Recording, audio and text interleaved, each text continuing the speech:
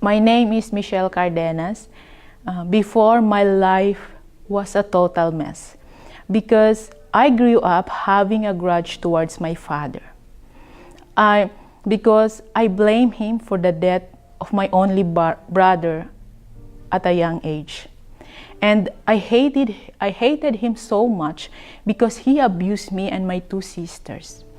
It started when I was 7 years old until I was 22, that it leads me to be a person who was so insecure, negative, judgmental, most especially to every man that I meet. And every night, day and night, I had hallucinations and nightmares. I couldn't sleep at night. And I was so afraid of darkness. I was afraid to be alone. And I remember that every time during my high school or elementary, high school, and college days, every time there's a professor, a male professor, male teacher, I couldn't concentrate on that subject. I always failing. I failed a lot, most especially on that particular subject. Then that's why I can say that it affected so much my studies, my career. Because I wanted to be someone else, but I couldn't. Because there's a lot of barriers, there's a lot of hindrances inside of me. And also, just a defense mechanism for me to hide the pain, the traumas that I suffered, I went through. I acted like a boy. It feels like, I felt like I was superior. I had the power. Because I had the power over every girls at school.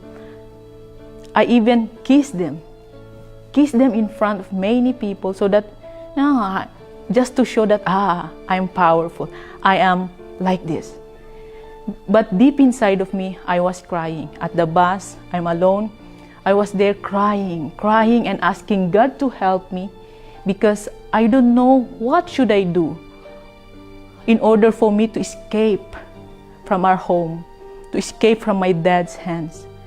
That's the time that, I gave up school. I did not finish my degree because of that. And then one day, my mother invited me to the UCKG Help Center. First, I only wanted to go to Hong Kong before because of my guilt. Because I felt so guilt because I disappointed my mom so much because I did not finish my studies. So I went to Hong Kong, and then she invited me to UCKG Help Center, and it changed a lot. In here, the UCKG Help Center helped me a lot. I can say that this is a school of faith. This is just like a bridge, a way for me to change the status of my life, to change the Michelle who was so negative, who was so depressed, who was so anything. And now I can say that my life has been totally transformed. I am now a new person. Now I forgave my father, and now we have a good communication, and then we respect each other. Now every time if I have some thoughts, opinions, or there's something happening in my life, in any areas of my life, I am very much happy to tell him. And then he also gave his feedback. And I was so happy. My relationship with my parents are now so blessed and good. And now, above all, I received the Holy Spirit. And it changed really everything, because now I have peace. No more grudge to anyone, and every time I look to every people, no more judgment. Now no need for me to fear every man, because I'm now transformed and a new person. And everything has been changed since I received the Holy Spirit.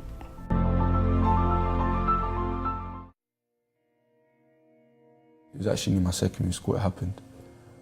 I was after the boy, because he was putting things on Facebook about me, about the thing that happened with the death that I saw, and I was after him. But then I went to his house, and then I banged on the door and stuff.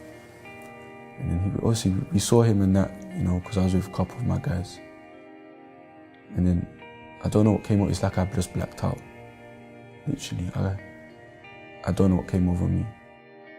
I just remember I was shaking, just the thoughts that had gone through my head. I was just picturing, the little boy that was just laying there because of these guys. I can't imagine what I put that family through that day. He had nothing to do with it. And as I said, as I went home, literally I was feeling sick, shaking. I didn't come out after that for about a week because I didn't want to come out. I was literally it's like I was traumatized.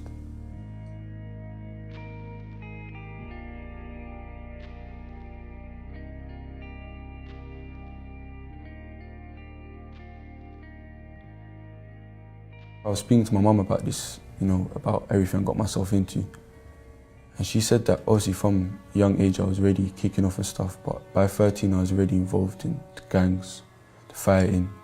She said, so I didn't really have that childhood.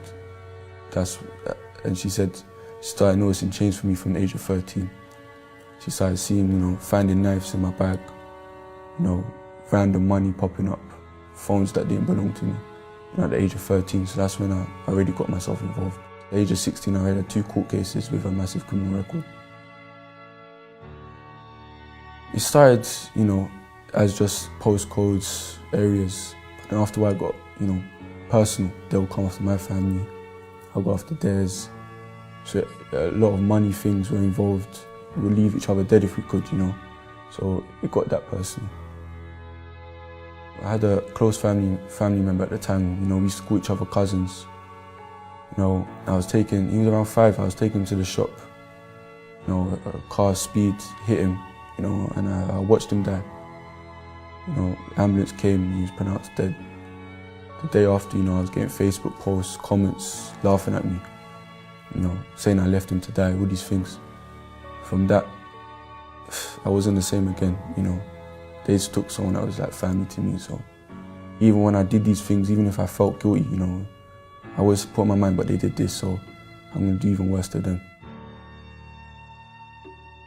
2 years ago, I had to move areas. I lived in Newham, I had to move out to Essex because I did a bank scam on someone. And all these people were after me. They knew where I lived. And I was at Tag at that time, so when I was out, my mum told me 3 months ago that about 6 guys, they ran into my house, smashed through my door. They told my little brothers to go upstairs. For me, that was hard to hear, I was just speechless, I was in tears. My mum was crying, and was just trying to find the right words to say, but nothing was coming out. I hugged her, I said I'm sorry, but nothing I said could have made up for what she went through. Just to hear from another point of view, I went and asked my little brother what happened as well. And then as he told me, he was in my arms, he was crying. And he was telling me that, sometimes he still hears, my mum screaming. Feels like he can still hear it. I've really just loved, I loved my life, but I was used to it. I liked the power I had, the reputation I had the sort of respect. I thought if I left all of that, I have nothing. If I stopped doing certain things, if I changed, these people that are around me, they wouldn't want to be around me anymore. I wouldn't be where I was. I'd have literally nothing.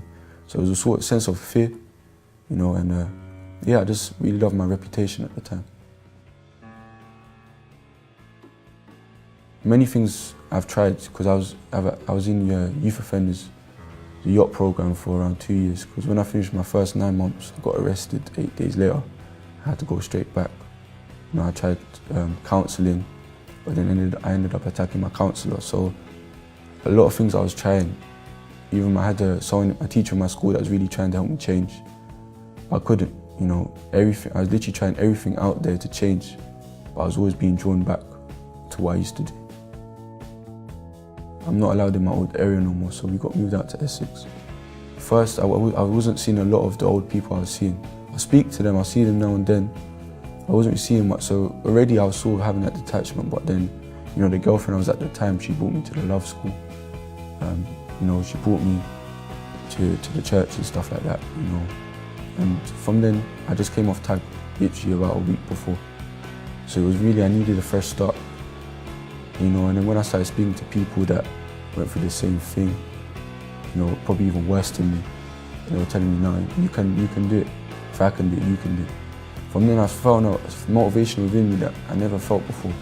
The thing that really stuck with me is that God is always with you, innit? Because with me, I didn't trust people. I didn't have people to speak to. But even when I'm alone and I'm with my problems, I found it so nice that I'm not alone, because I can just speak to God. I can find strength with someone. And I'm not just speaking to anyone that can't really do nothing for me. I'm speaking to God who can empower me, that can strengthen me. From young, my mum was always telling me by 18 I'll be dead or I'll be in prison, you know, stuff like that. But for someone to actually say, you have potential, you know, God really wants to use you, for me that was just like, it just shocked me. I want my family to be even more united. Because me and my mum, we don't argue, we don't fight like I used to, you know. We have deep talks, I give her advice. You know, my little brothers, they see me as an older brother now, where I take them out all the time. You know, they say they want to be like me. You know, I finally have a relationship with my brother, my older brother, where we couldn't speak before because I couldn't get through to him. But we speak now, maybe not as deep as I want it to be yet, but we speak. You know, I didn't see my dad, my real dad, for 11 years. Finally building a relationship with him now. I want to be an actor, going back to college in September after I got kicked out, after no college would take me. You know, I'm part-time working. And I want to, I'm going into youth work, you know, youth offenders now, giving my story, telling them that, you know, you can change. I'm going into an area that I couldn't go before, giving my story, giving other youths hope, saying if I can change, you can do it. Youths that used to look up to me, saying, oh, this guy's crazy. Now I'm telling them, come, you can change as well. So, you know, this is my goal, is to people that was in my situation, to get them out of that situation as well. If you're out there, what are you going to gain? Literally, you're going to always watch over your back. If you come and give it all to God, and He takes care of you, you know, what have you got to lose? That's literally what it comes down to. You know, if it's a life or death situation, you're either going to be in prison, you're going to be dead. If you come and you give your everything to God, give God a chance to do something in your life, then what have you got to lose? You know, you give Him everything, He gives you everything, and trust me, you'll be in a much better situation than you are now.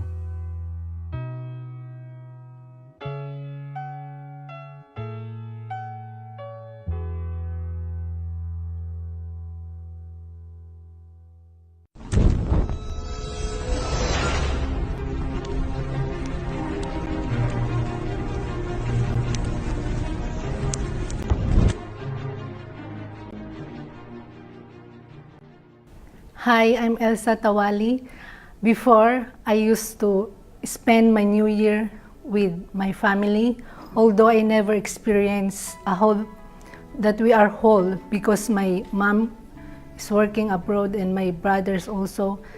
That's why I celebrate it, hoping that the joy will be there. And I used to wear polka dot dress, believing that it will make me prosperous. But as the year passed, that year is still the same. Those problems, this void inside, this emptiness is still the same. But when I experienced to attend the New Year's Eve in the presence of God, I experienced a change. Step by step, I see changes in myself. I have this peace inside, the first thing that I experienced. And from that day, I see also my vision changes. I acquire visions that I never had before. I begin to know how to use my faith, and I see changes first in myself, then in my family, then I have also visions in my finances, and I saw growth inside of me. Those who are watching, it's not an incident that you watch me this time. So I encourage you to come and experience, to join us this December 31st at 10 p.m. to experience the real change, to experience the real joy that will change your life forever. It doesn't matter where you go, what you read, or what you hear. The message is always the same. People wishing each other a happy and prosperous new year. But at the end of the day, it's nothing but a wish. After all, you know too well that if you don't work hard and pursue your dreams, nothing will happen.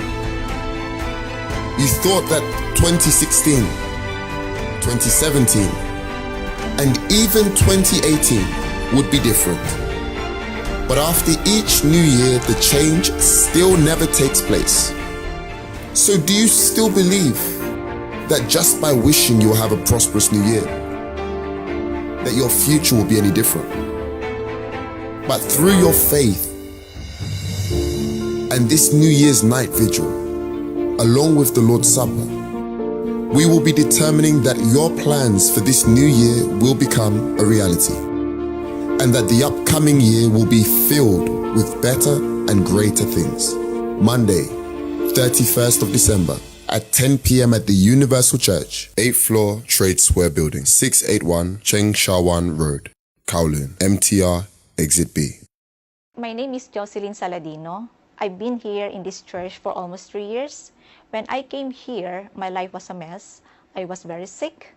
I was suffering from depression, insomnia, and I had this severe gastritis, feel pain in my tummy.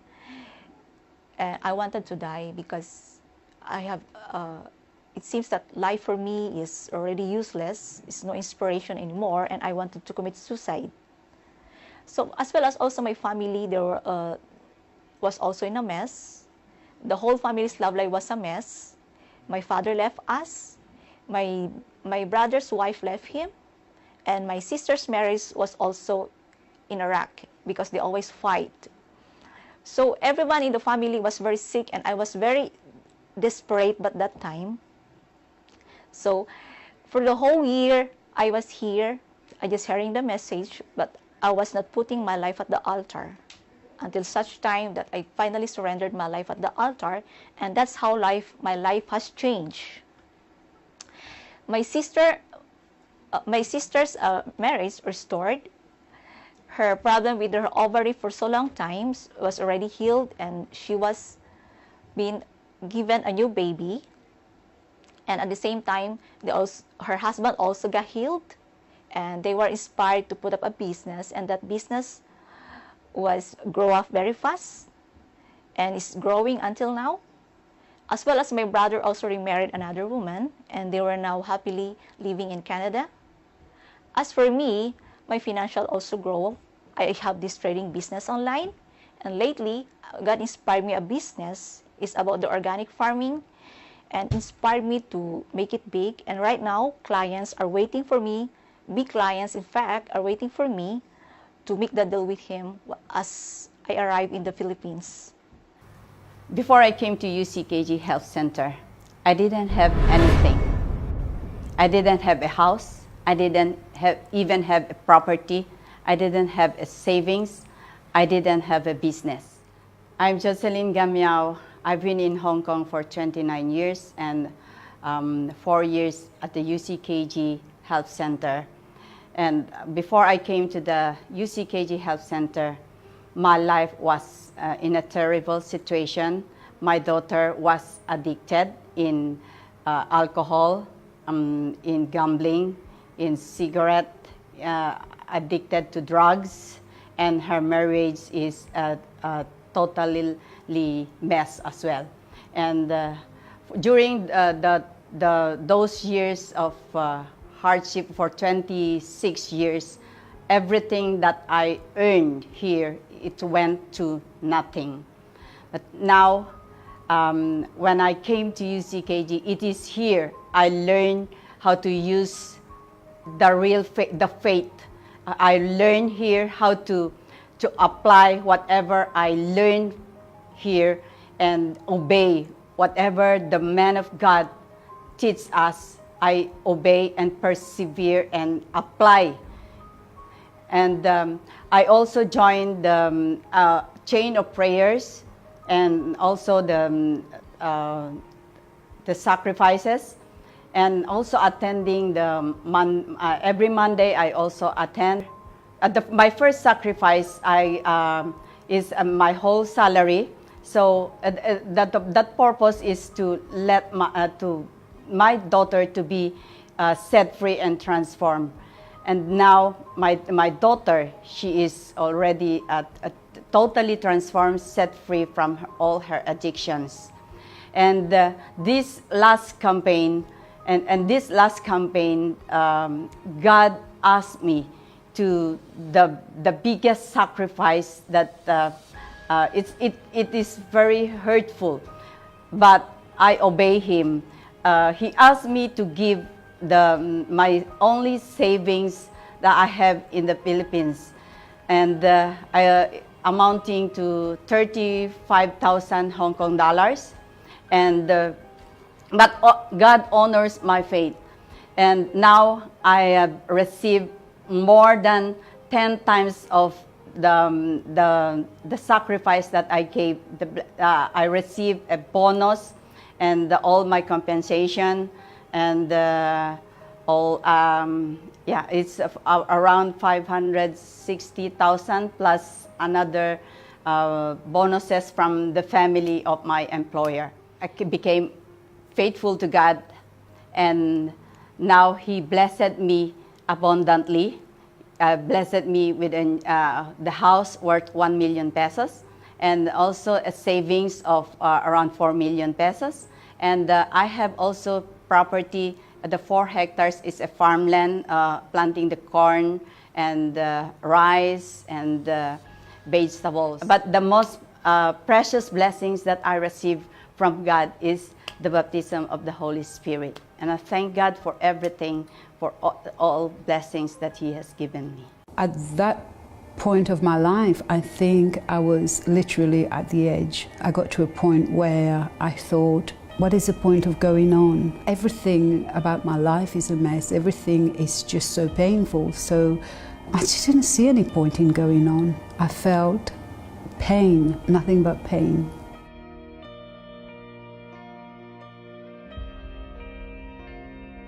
All I got was abused, beaten,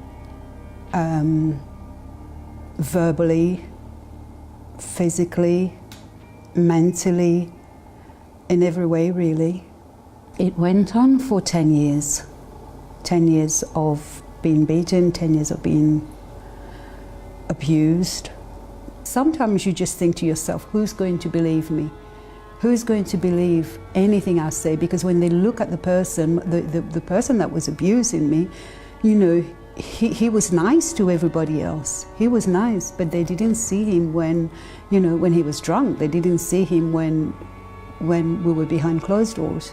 I did leave, and he came back, and I don't know, for some reason, because I was so afraid of him, of what he was saying to me, you know, I got so scared, and I went back because he was threatening to kill me. He was a family friend. I guess that's one of the reasons why it would be hard for anyone to believe anything that he was doing to me, because he was a family friend. He was a nice person, you know, to talk to. When he was showing me all this affection, when he was showing me all this, you know, showering me with the nice words and the affection, I guess I fell for it. It was later on when we actually moved in together, and that's when it all started. The first slap was on the street, but I thought, okay, maybe I said something wrong. That was the first of many slaps. Many kicks, many punches, everything else that followed after that. One Christmas when he came home and really beat me up badly. And I was bleeding from my eyes, I was bleeding I couldn't even tell where the blood was coming from, but he had battered me. It'd been really snowing badly, and I decided I had to wait for him, because I knew that if I left when he was awake, he would have, I think that day he would have finished me off. And I left in the middle of the night. The thoughts of going back never entered my mind, actually, because at that point it was either he would kill me or I would end up killing him. When I left, I knew that was the end of it. But it wasn't for him. He tormented me for the next 3 years. You know, he was looking to kill me. He was looking to kill me, but I never went back, and it was the best decision I ever made. But my problem was thinking that there was no way out, and thinking that there was no help out there. I had a lot to get over. I mean, I did go through 10 years of torment, 10 years of abuse. You don't just get over it like that. You don't just move on with your life, you know. But leaving, taking that first step, was the best thing I did. I needed that inner healing. I needed that process. I needed to get myself together, find myself again. There's a friend of ours that was going to a church, and I was invited. I was invited to go there. At that time, I thought, well, do you know what? No one can help me. You get to that point, actually, when your life has been nothing but problems. You do get to that point. But I just thought to myself, well, hold on a minute. My life is a mess. I don't, by myself, I don't believe that I can actually get myself back on my feet again. So what did I have to lose? I was actually quite surprised, because even the first day I went, something inside of me was like, gosh, this is different. I felt like they've known me for years, the way they kind of like came and spoke to me. And I started to open up, and I've never opened up. I've never opened up about my feelings about anything, not even to my family. I cried. I was actually crying. And I guess, you know, for me, I thought, no, this is real. This is really happening. I'm beginning to feel something different inside, something that I've never felt. I started to feel, I don't know, peace, I guess. I was actually invited to a women's group there, you know, where women who had gone or were still going through similar situations that I went through. And even there was so much help there. I really got help from that group, from these people there. And so now, now I'm back on my feet. I have my confidence, my self-esteem. I'm me now. I'm who I'm supposed to be. That's who I am today. I'm happy, and I'm still working towards my goals, towards things that I want to do. But yeah, things are great.